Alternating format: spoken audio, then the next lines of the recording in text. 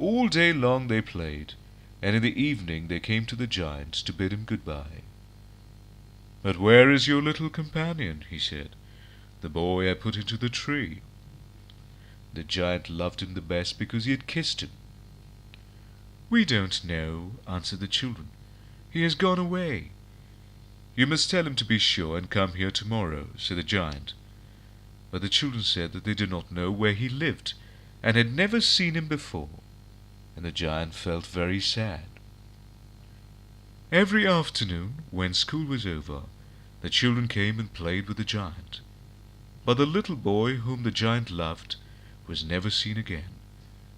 The giant was very kind to all the children, yet he longed for his first little friend, and often spoke of him. "How I would like to see him," he used to say. Years went over, and the giant grew very old and feeble. He could not play about any more, so he sat in a huge armchair and watched the children at their games and admired his garden.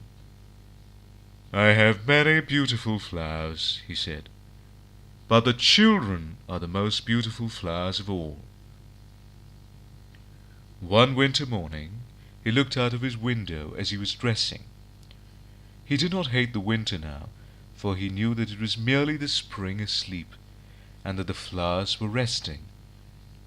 Suddenly he rubbed his eyes in wonder, and looked and looked.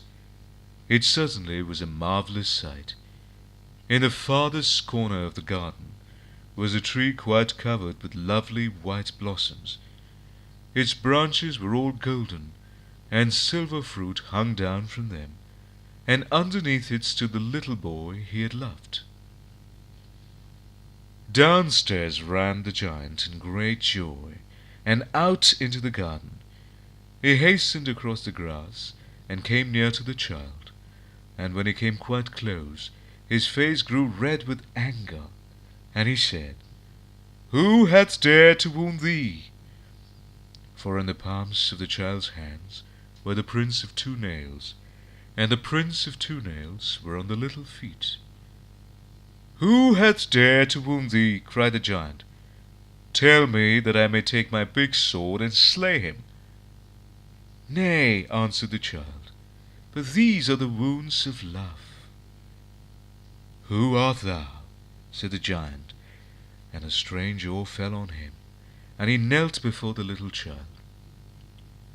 And the child smiled on the giant, and said to him, "You let me play once in your garden.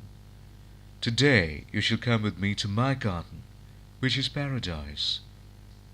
And when the children ran in that afternoon, they found the giant lying dead under the tree, all covered with white blossoms.